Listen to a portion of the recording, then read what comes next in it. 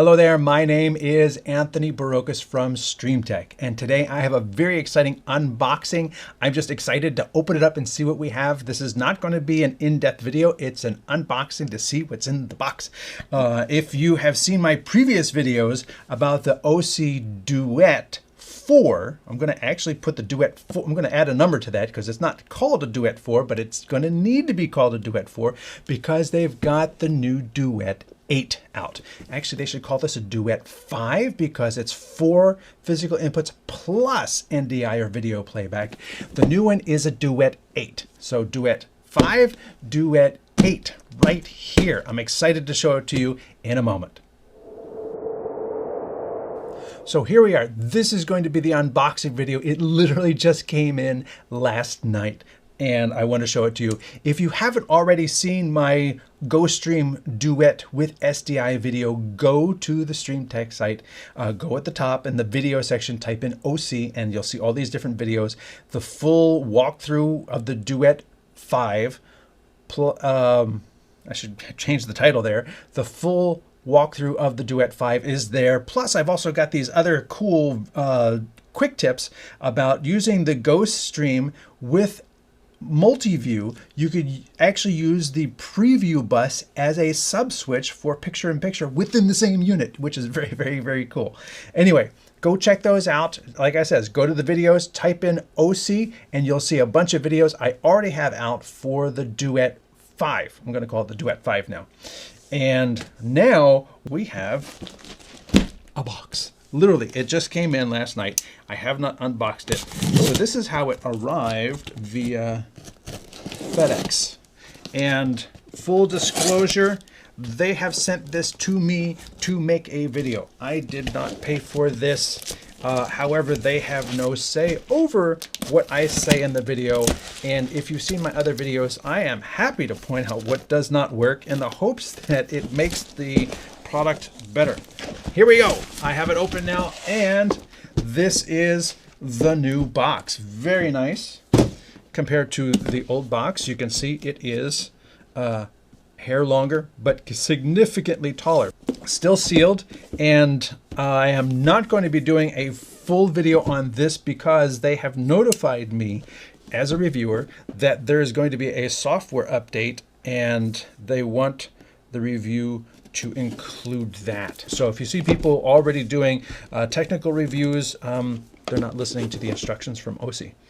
So 9 video layouts, 3 outputs, 8 flexible sources, 8 flexible sources. Now, one of the key things here is, whereas this one is called the 4, and you have 4 physical inputs, you also have another input here where it can be video playback. It can be a USB input. It could be NDI input. It could be different things. So you actually have 5 inputs here.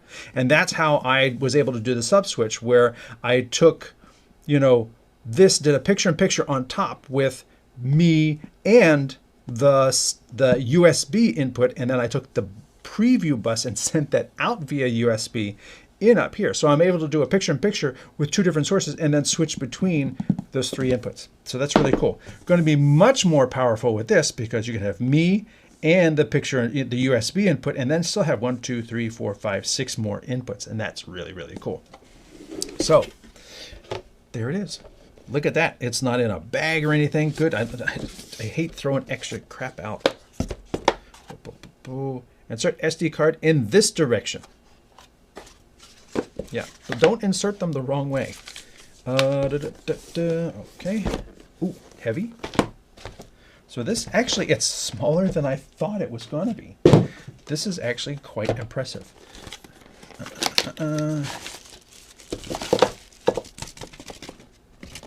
Okay, piece of foam in there. We have a bunch of worldwide adapters. Oh, look at that. All right, and the power supply. Let me go get my glasses. And it says it's a 36 watt adapter, 12 volts, 3 amps, 36 watts. So twist lock, it's locking. That's a good thing. And I am in the US, so I get to use the small one. Pop it in here. There we go. All right. Let's also compare it to the Duet 5. I'm going to call it the Duet 5, and I hope everybody else adopts that, because they're calling this the Duet 8. So I'm going to call this the Duet 5. 1, 2, 3, 4, and aux, stills, video playback, NDI. So you've got 5 inputs. 4 physical plus that. Now, it's actually not that much wider. It's not that much taller. It's not that much bigger. I thought it would be significantly larger. The pictures make it look huge. It's really not. But what you can't see from above is it's taller. It's a chunky. It is definitely chunky. Big fan. And I love seeing this. Again, I haven't turned it on, so I don't know how loud it is, but cooling these things is critical. Cooling is always critical to make sure that these things can indeed do what we want them to do. So this is very cool. Now, you've got 1, 2, 3, 4. Okay, and you've got 1, 2, 3, 4. Okay, you don't have 8 inputs. You don't have 8. You do, but it's either 4 SDI and 4 HDMI. See how that works? So that is 8 total. Whereas on the Duet 5, it's 4 and 4, but you switch between them. You only have 4 physical inputs. And this is either SDI or HDMI. This is either SDI or HDMI. This is either SDI or HDMI. You can't have both. Now, in the macros, you can do things where you can switch it, and I have asked them, and they said, it's a good idea.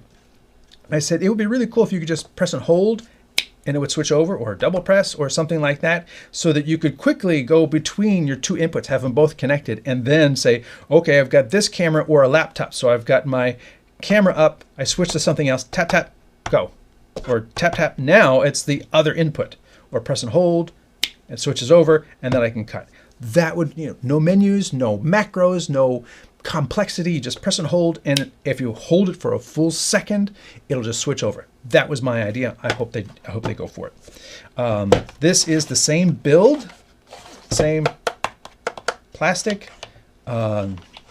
same slider, feels no different. The rotary encoders feel exactly the same. Now, your audio mixer, your outsource, okay, macro scenes, you just get your 8 macros versus you get your 8 macros here. You've got 10 macros here, memory scene. You've got your recording over here, your playback. Oh, that's nice, thank goodness. Playback, and then your next transition. So it is very much the same. Your multi-view 1, multi-view 2, function 1, and S source. Okay, so it'd be very interesting. I look forward to getting into the software, but again, not doing that today because they says update coming out, and I don't want to put a video out there that is outdated in a week because they're updating the software. So for the sake of not having an outdated video and misinforming you, I'm not going to be doing a video of this with the software that it's coming with. Update coming, then I'll make an updated video. So look at this, 1, 2, 3 streams, 1 stream. That's cool. You got your Ethernet, USB 1, USB 2, and look at that, XLR. It would have been nice to see these as XLR combo jacks, so you can jack in 1/4 inch. If you had that, that would be nice. Power switch, headphone jack is over here. Big vent, big openings on either side. So I guess it blows in from the bottom and then out the sides. And you've got your inputs here, out 2, out 3, and out 1.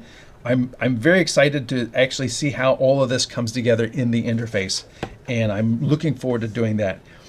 One thing you're going to note, and they have already released to me a matrix, and the matrix indicates that there are several different ways you can have this set up. Input 1, 2, 3, and 4 can be chosen between SDI and HDMI. 1, 2, 3, 4. So I can have HDMIs or I can have SDIs. And then I can have the other, whatever is not here. So if I'm primarily doing HDMI, I can have all my HDMIs here. Good to go. And then I can have my SDIs here. But these 4 inputs are choosable. So you can have SDI or USB or NDI or video playback. And when I say NDI, I mean streamed source. There's multiple capabilities, so it could be SRT. So let me just say stream at this point. So you're able to choose these 4 inputs between 4 different sources. So it's like a little matrix router in there. Now, whereas here, each of these could easily be set between SDI and HDMI. This is going to work different just because there are so many different configurations. They're going to have modes, and I emailed with them about this, and they say it's a limitation of the way the hardware is set up in there, that it has to be designed between modes. You either have the SDI first and then this, and then or the HDMI first and then this, or you can alternate it. SDI, HDMI, SDI, HDMI, and then it would continue SH, SH. But the other sources are only available on these 4 inputs. So you could have SDMI, HDMI, SDMI, HDMI. So if you get 2 and 2, you can do that here.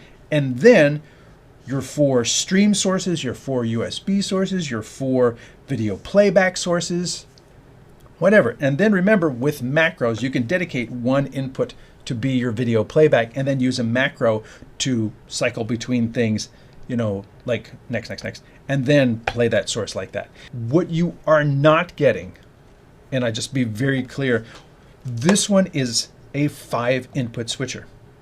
If you wanted a stream source, if you wanted NDI, it's going to be on input 5 over here. If you wanted to have a video playback, it's on input 5. There's no button for 5 because it could be all these different things, but it's a 5, really it's a 5 input switcher, because if I had 4 SDIs and NDI, I'm not giving up one of my SDIs for the NDI. Whereas in the 8 input switcher, that NDI is moved, or the streamed source is moved over, and it is one of your 8 sources. Now, you've got 8 physical inputs, and that means if you are using an NDI source and an SRT source and a video playback, now you really only have 5 physical inputs that you can use. You have to choose how you want to do this. SDI, HDMI, SDI, HDMI, SDI, or 4 SDIs and 1 HDMI, or 4 HDMIs and 1 SDI. So you have to figure out how you do that based on the mode that you set this in. And again, Osee, in my correspondence with them, they said that is how this has to work based on the hardware that's inside. You can't just freely choose whatever you want anywhere you want. You cannot put NDI on 1, 2, and 3. You cannot put all the rest as SDI. It doesn't, they can't do that based on the way the hardware is architecturally set up inside. You have to choose between the modes. And the modes provide a little organization for the hardware, but what it also does is it makes it's something that you need to know. You need to understand what mode you've set it in, and then where things are set up in that mode. So if you're in the mode that has alternating inputs, 1, 2, you know, SDI, HDMI, SDI, HDMI. I said they should make it like a really big sticker. And this is what the, you know, 2 stickers, mode 1, mode 2, mode 3, mode 4. That way you can see at a glance, you know, what it is, and I don't know, have some sort of display that indicates what mode it's in. But maybe they can do that on the software interface for the preview. Anyway, so this has been my look at the Duet 8, including some critical things you need to know about how you're going to access your sources on these buttons. Now, I'm looking forward to turning this on and doing an A/B test between the Duet 5 and the Duet 8. If you want to see that, make sure you subscribe and like the channel, and I look forward to talking to you next time. Thanks for watching.